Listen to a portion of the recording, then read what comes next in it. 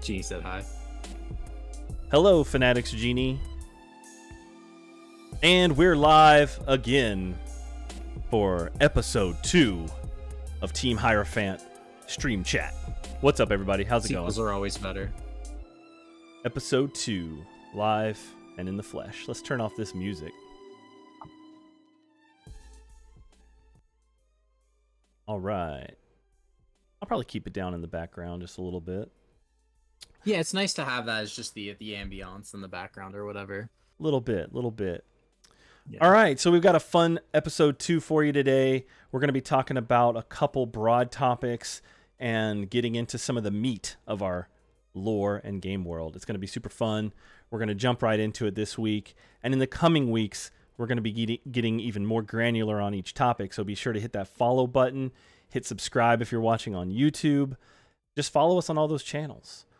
So, first up, speaking of following us on channels, be sure to visit our links in the bio down there. We've got some cool stuff. I'm going to swap over here to the browser channel here, and we are going to show you guys what it looks like. Bam. You should be seeing that. If you check out our link tree, the top link is super important. That takes you to our newsletter. We're gearing up to start doing some development newsletters, so be sure to sign up for that. We're also going to be doing some fun prizes for the newsletter, and you don't want to miss out on prizes. And of course, we're on Facebook, Twitter, YouTube, Twitch, just about Instagram. All that goodness is on there. So yeah, that's all the essentials. So without further ado, we're going to jump right into topic. Oh, we've got some fun Q&A questions too. If you have a question before we get to the Q&A section, post it in the chat and we will definitely answer that question. So Tyler, how you doing today, man? How's it going? Pretty good. I mean, obviously, you know this. We just got out of a pretty good session. I think it was pretty insightful. Yeah, tested some cards. It was a lot of fun. So excited to share that with you guys pretty soon. Yeah, it was a really fun. We played a couple of great games, and I was like peeling off the next card to see what I was going to draw. Like, I was having fun. I was ready to jump into game 3. And soon, I think we're going to be showing people games 1, 2, and 3. I think so. We're close. We're so close to wanting to show you guys. We are. We talked about that last time, though. We got to Photoshop some art. I'm going to scribble some hand-drawn characters, stick art, so that we can live stream. Oh, I got my colored pencils out already, dude. Yeah, we're doing this. Gotcha. So for those just tuning in, we'll do a quick little light round of introductions, not as in-depth as last week. If you'd like to hear more about our backgrounds, feel free to watch episode 1 on YouTube. But yeah, my name's Phil Chalker. I'm the owner of Fanatics Publishing. We are a former game and comic shop of 10 years turned into a game and comic producer, publisher. So we like to make tabletop games and tell stories. And I'm here with my associate, Tyler. How you doing, Tyler? Yes. Introduce yourself, My buddy. name is Tyler Lindsay, and I'm going to be the game designer for Hyrophant card game. I also do a little bit of work with Phil on developing the world building aspect of it, but that's more his domain. This is all one big collaborative. Fanatics Publishing is going to be releasing the card game, as well as a larger network of products using the Hyrophant universe, hopefully within the next year. So, bam. This is, in the spirit of introductions, my cat, who seems absolutely hell-bent on crashing this call. So I just figured I'd get that out of the way. Say hi to Gingerbread. Gingerbread's dressed nicer than I am today. Yeah, that's his special gingerbread coat. We give that to him when he needs to calm down, and it does not work. So good stuff. yeah. So yeah, we are a duo developing this TCG. We've been at it for quite a few years now. The timing just hasn't really lined up for us to kind of go public with everything, and now the timing is right. And so here we are. And that's actually today's topic. Why are we making a TCG? Why are we making a game at all?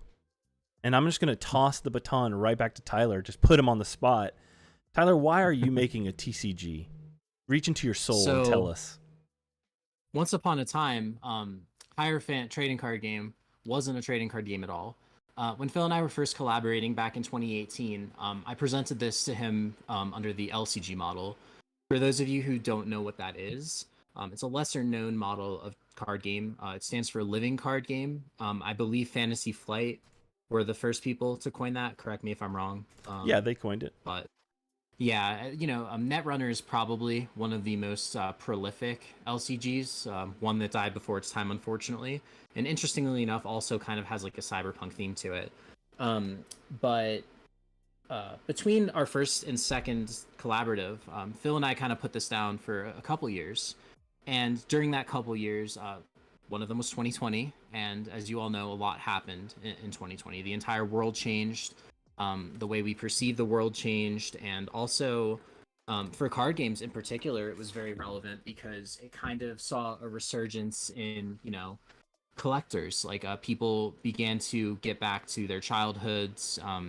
Obviously, there wasn't much you could do during lockdown, so collecting things from your childhood kind of sparked a resurgence in that element of card gaming. Was just the fact of like just being able to like have a collection of things. And I think for us, coming back to it, realizing that the market had shifted and we were in a bit of a TCG renaissance, the LCG model that we had before was kind of missing out on that, where it made a lot of sense for 2018 Tyler and Phil to push for the LCG single box model.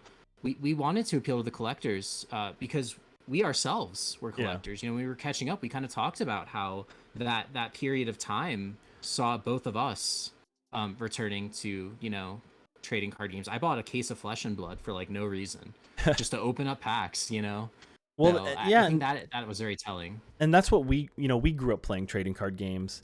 And when we were working on the game in 2018, I think there was a little bit of talk about it, but we were kind of sad, like, man, I wish we could make this a TCG, but it just didn't seem, it just didn't seem like the right time.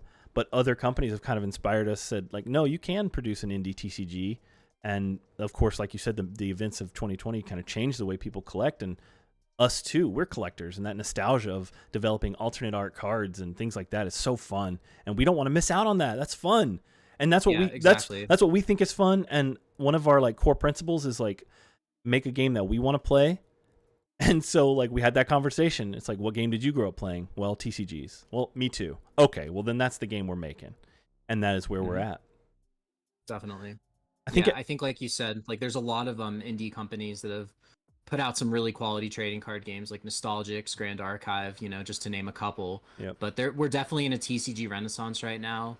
And I mean, honestly, even to give credit to Flesh and Blood, the fact that they have been able to just, attack this market and like really secure their foothold in a market that like, who thought that like Magic would, be challenged to this degree, 4 years ago. It's insane. It's been cool to watch. I think that, it has been. Yeah, the evolution of the genre has really inspired us to try to, put our own, horse in that race. For sure. And, and then some other like fun facts and background stories about the game. I think at one point we were even talking about almost like a miniature driven card battler where you have, you have miniatures in play and then a deck of cards. And then of course it's interesting. A game called Underworld came out, Warhammer Underworld, and it was a pretty awesome realization of that model. And it just, but again, at the end of the day, we were trying to think of ways to develop a game that wasn't what we grew up playing. We were just thinking of the market at the time. Whereas now it's like, we're going to be true to our roots and develop a TCG. Yeah, definitely. Like you and I have always been like TCG fans first and foremost. And I think it's kind of what drove us to get back together, is just talking about, like how card games have affected us, since then. The card game world has been fun, and it's brought people together, so we're going to continue to do so. So next up on the topic, let's see here. We've talking about TCGs versus LCGs, which Netrunner, I believe, is seeing a little bit of a resurgence, or at least it is locally. Oh, really? Yeah. If you're watching this on demand, or if you're in the chat and you've noticed that in your gaming community, let us know in the comments. But I have seen a little bit more chatter about Netrunner. Some people trying to bring it back. Oh wow, is Fantasy Flight backing that, or is it just kind of like the communities? Yeah, it's like getting back to it. Yeah, and I'm not an authority on this. I have played the game a bit, but I am not like following the commercial aspect of it. But I do believe this is kind of like an independently ran project to bring it back. That's cool. We may cover more of that in a future episode, though, just like as part of like TCG news or LCG news. It is interesting, but no, I do not think Fantasy Flight is involved. Feel free to correct us in the comments, though, guys. That would be awesome. We'll share knowledge. But yeah, what else about TCGs do you like, Tyler? What are some of the fun ones you grew up playing? I mean, I've played pretty much every TCG under the sun. This is true. I think, the big ones for me, obviously, like Magic and Pokemon were the ones I played the most competitively. did pretty well in Magic. But I would say the biggest card game inspiration for me has to be the first one that I ever took semi-seriously, and that was Duel Masters. Duel Masters is a game that was around in the early 2000s. For those of you who don't know it, that's fine. You probably know a lot of games that were influenced by Duel Masters because they were known for. I believe they were the pioneers of the life being cards type of way of doing things. Instead of having with pen and paper, you have shield cards, and obviously we've seen a lot of games since then kind of utilize that mechanic. Right. So I would really argue that Duel Masters was the progenitor for a lot of the more like Eastern influence style card games today. Weren't they? So Weren't they also one of the first TCGs to do the face down or upside down cards as a resource to kind of like help hedge against yes, mana screw, exactly. which was pretty Yeah, I neat. didn't even Yeah. consider that. Yeah, Duel Masters was a game that was way ahead of its time, and to anybody who hasn't heard of it, like I definitely recommend, doing a dive on it, maybe doing some research, maybe pulling up some print and plays if they exist anywhere, and trying the game out, and you'll definitely see how other games have taken what Duel Masters started and kind of iterated off of it. I'll have So, to. I feel bad because I'm not going to remember the designer's name off the top of my head. I'll have to look it up now because I'm talking about it. But I want to say one of the early designers for Duel Masters had worked on Magic sets before, and he was a really cool designer. And then went on to design games like Quarriors, which was a deck building, which was a dice building game, which is like deck building, but you build with dice and summon creatures with what you roll. mm-hmm. I think I got that right. So I will have to look up his name and I'll post it in the comment or in the the bio just because it's cool. I'll reference him. But really cool designer. I've heard him on some podcasts. I feel so bad I can't remember his name, but that happens on these live streams. Yeah, I didn't plan on talking about him, but yeah, talking about Duel Masters and the evolution of games and how we grew up playing games like that, and now we're making one our own way. So awesome. Cameo number 2. Good stuff. How's the cat doing? Is cat surviving? The cat is chewing everything he should not, so he's doing fine. So for those of you just tuning in, first of all, thank you for watching. Please hit that follow button. We are talking about TCGs versus LCGs, why we chose to go TCG. And mainly what you can take away from that conversation is we want to make a game that's fun. And what's fun to us are games we grew up playing, the nostalgia of trading cards. And that's what we're doing. That's where we... Oh, I actually... I have one thing to add to that, actually, yeah, before keep going. deviate. No, we got time. I know you have things to discuss as far as lore goes. I don't want to take up too much time, but one thing that's very important to note is that TCGs have an element of customizability that LCGs generally do not. And what I mean by that is, you may have a card, in an LCG, but there's not going to be, varying rarities of it. There's not going to be, that many alt arts of it traditionally. Like there's tournament promos for games like Netrunner and such. But the booster pack model does allow there to be a much higher degree of customization, and I feel like that's a very important aspect of trading card games. It's just the ability, you can net deck the exact same deck as what your friend was playing or what you saw on the internet, but with trading card games there's generally a way to make it your own. You that's can self-expression. use the reverse hollow foils, or maybe you went to a convention and you got your cards artist signed. I guess you could do that with an LCG as well. But yeah, I mean, I guess the big thing is just the alt art variants, the ability to customize your game and make it feel like it's your deck, even if it's not necessarily your deck mechanically. It'll still feel like you own it. And trading card games just would give us a lot more flexibility for that. And we're big on art. We love our artist search right now. We're having so much fun. Yes. And having alternate art cards and alternate foilings, the TCG just, man, it blows it wide open for the options on what we can do for fun cards. It really does. In those booster packs. So again, don't want to miss out on that. So yeah, what else about TCGs do we want to brag about? I mean, they're just fun games. I mean, and the beauty of a TCG is, we'll have an introductory product. So if you just want to play the game casually with friends and family, we'll have a product for you, and it'll still be a fun, engaging experience. And then for those who want to dive deeper and customize, we'll have that too. So it's not like we're losing anybody. You can still play the game. It'll be a lot of fun. And there may even be some exclusive options to play the game on Kickstarter. You'll just have to kind of check it out. I'm reading the comments, sorry. Oh, no worries. No SubieSire, worries. thanks for tuning in. I'm going to read your chat. I hope there's nothing crazy in it. But if you haven't seen War, seeing as it is based on automotive car culture, which I know would apply more to you, Phil, but if you guys haven't seen it, it's another game that stands out that it's only been released in the past couple years, and I'm excited to see where it goes as well. Awesome. I'm definitely going to check it out. Yeah, for sure. That's one thing that keeps inspiring us is like these independent artists or independent publishers can find a niche and design and come up with a product like that, and it is sick. Yeah. I think I have seen this game though, if it's automotive car culture. I think I've seen some awesome like illustrations of cars, and I was like, man, this game's gonna make me buy it just for the card art. So excellent comment. And I'll have to find it, but I think I have seen this game. It's popped up in my suggested, how that algorithm, Cyberpunk tie-in, that algorithm is always listening, So awesome. Thanks again, SubieSire, for the comment. Definitely going to check that out. Oh, you know what, though? Let's transition. Let's use SubieSire's comment as a transition to the lore, if that's okay with you, Tyler. Yep, sounds good to me. So if you haven't heard by now, we're developing a game called Hyrophant. It's kind of like a high cyberpunk, high fantasy, far future game. One of the elements, though, we are featuring a lot of things that we were inspired from our youth. So we love anime and things like that. But there is, speaking of car culture, though, there is this thing called Bozozoku in Japan, where there's these absolutely ridiculous builds of cars with crazy exhaust pipes, crazy fenders. If you know what Bozozoku is, you're going to love this. But that car culture actually inspired us for some of the more, quote, biker gang imagery in our cyberpunk universe. So, of course, when you think biker gang, your brain goes to Akira. But we don't want to just, it's obviously not just Akira. We want to make this far future, outlandish, the extreme of everything. So I kind of like looked at Bozozoku culture and was like, man, we got to have this somehow in our cyberpunk universe. And actually, so the way we tie it into our universe is Bozozoku culture in Hyrophant.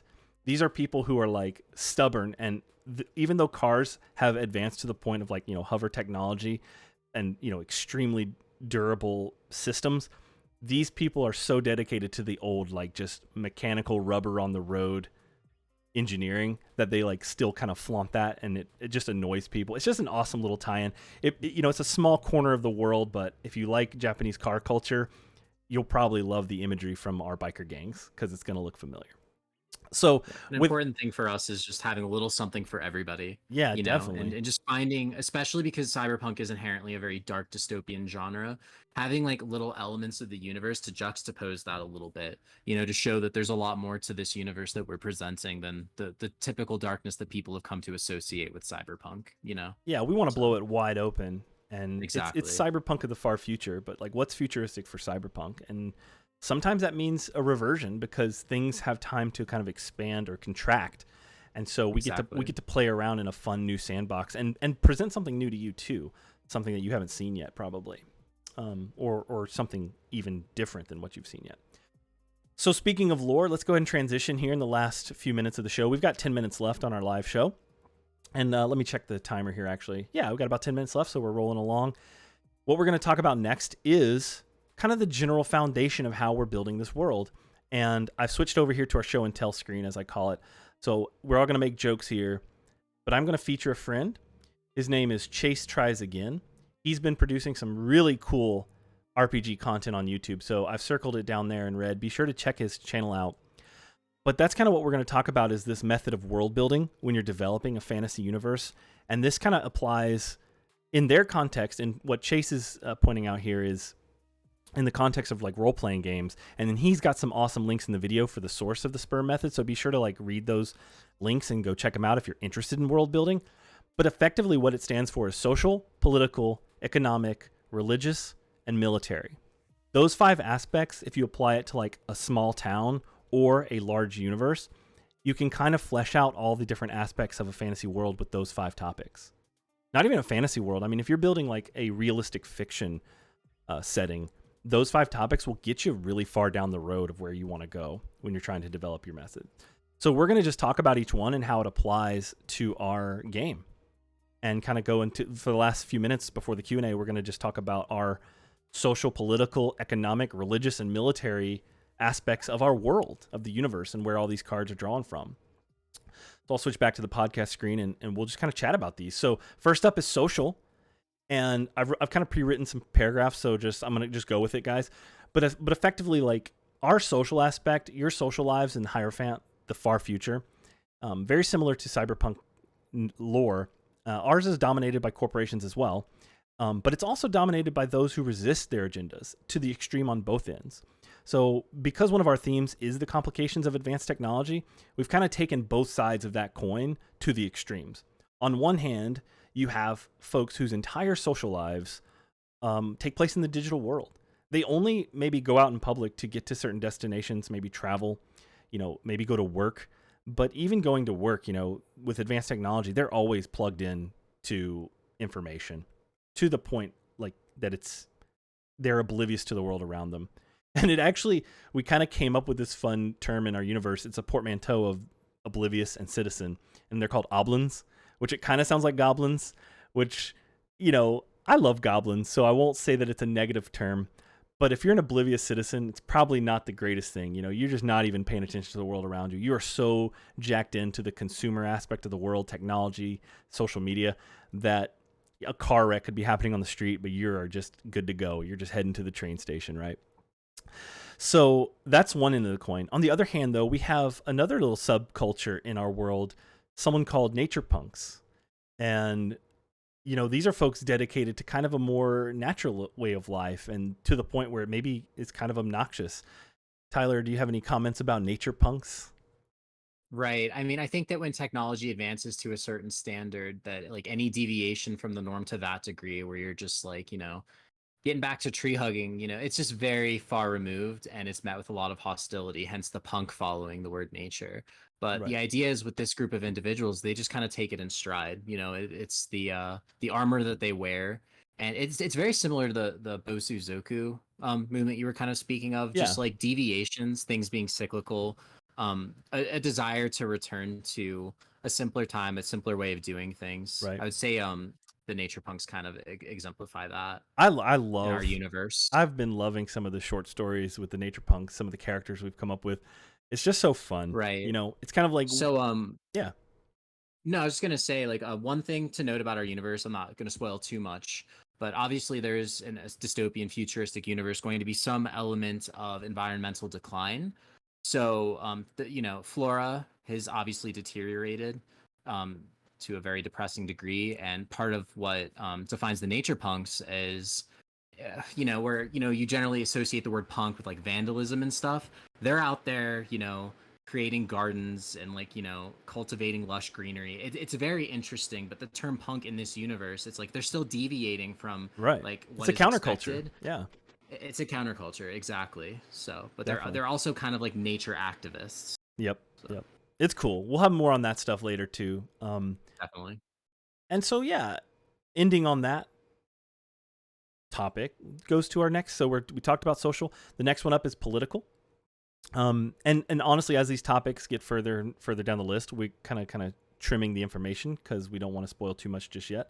But in the political sphere of our world, there's extremely delicate alliances between not only cultures of humanity that are kind of crammed together in this shrinking footprint of Earth, but also with newly discovered species, which may be a spoiler alert for some of you, but if you're watching our social media, you've probably seen some hints at that.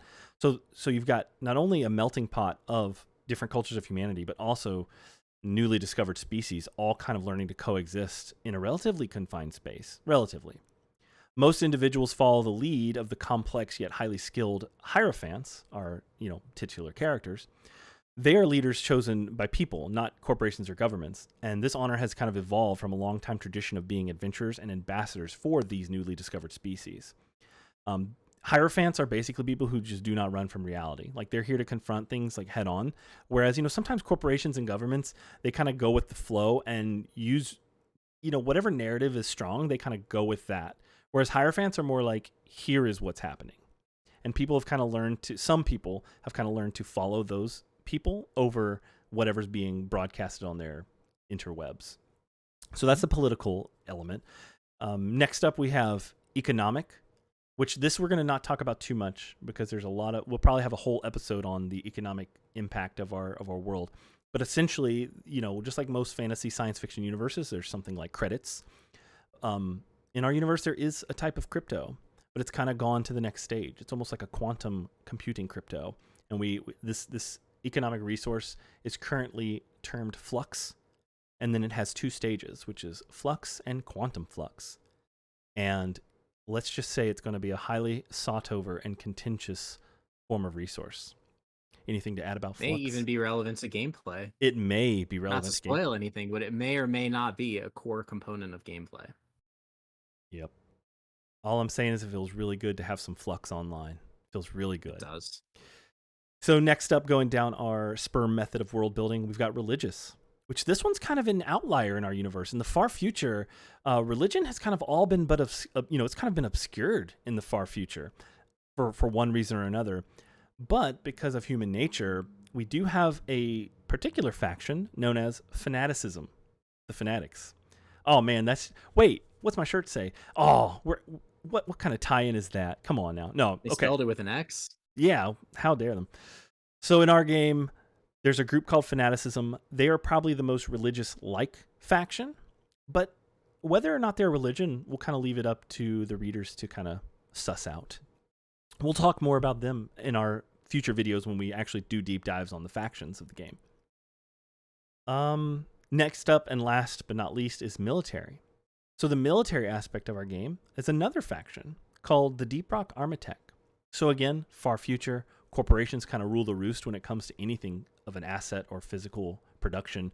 And so Deep Rock Armatech is kind of the leading manufacturer and supplier for all things military and security. Basically, it's the industrial military complex brought all the way down to the local level. They kind of do it all up the supply chain.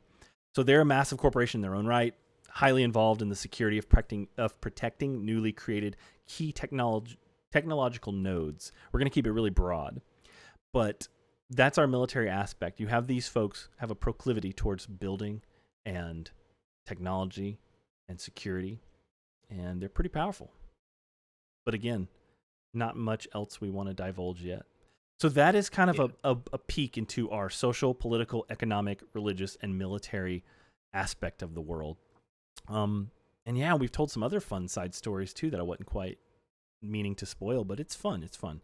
Let's check the chat. See, that's the best part about doing the live streams. It is. You will inevitably disclose more than what you expect. Exactly. So everybody who tunes in just gets a little treat, you know? Tune in to hear the secrets of the universe, right? Yeah. Which again, if you're just watching for the first time, we appreciate it. Please hit that follow button. It helps us out big time. So without further ado, let's go to the live Q&A. Which if you have a question and you're watching, please drop a question in the chat. We'd love to hear it. We do have a great question for the day that we're going to toss to Tyler here. So here it is. From Mike, aka App as a Throwback. He says, or asks, when designing a game, parentheses, you don't have to give anything away, by the way, no spoilers. But how do you determine how do you determine what elements to keep and define, and what things do you shelf for another time or game? And I told him, I was like, man, that's a great question. Like he knew what we were talking about today. So on point. So yeah, Tyler. So how do you determine what elements to keep and design on, iterate on, and then what do you shelf for another time? So in card design theory, there's two terms. There's top-down and bottom-up design. Some of you may have heard if you read like Mark Rosewater articles. He's the person who runs Magic card design. The idea behind that is that there's some cards where you design the effect and then you design the theme around that effect. And then top-down is the reverse, where you come up with a theme that you want a card to encapsulate, and then you design the card around it. I actually feel like on a more macro scale, that could be applied to the design of a card game as well, where you can either, come up with like a framework, not give much consideration to the theme that you're looking to incorporate. And then, once the game is functioning and working, you can, say, okay, well, what does this kind of feel like? Does it feel like, it could be a medieval battle game? Does it feel like it could be, a space fighter game? The approach that Phil and I took is more of a top-down design, where we knew, jumping back into this collaborative, that we wanted to base it off of his universe that he pitched in his series, The Wirewolves. It's like a small comic pitch that he came up with, and it really resonated with me, and I thought it would be cool to try to design a card game around that. So basically, like, everything that exists in our game, because I can't speak to people who bottom up design games, but to answer your question from a top down perspective, What goes in the game, it needs to fit the theme that we are looking to present. I think that Phil and I, we've tested so many iterations of this game over the years, and we've had ones, some that don't work and some that do. And it's not a matter of simply working. It has to work in the context of what we're trying to present to people. Right. So I would say that's how I determine what goes in a game and what doesn't go in. It's not a matter of, strictly what works and what doesn't. It's what works well with what we're presenting. I think for Phil and I in particular, we kind of go back to the word sleek, the word minimal, futuristic. We can create, a game that's like a real thinker puzzle game, but if it doesn't evoke the feeling of Cyberpunk, that's why we wouldn't include it. Right. So hope that answers your question. It was a very good question. So hopefully I answered it appropriately.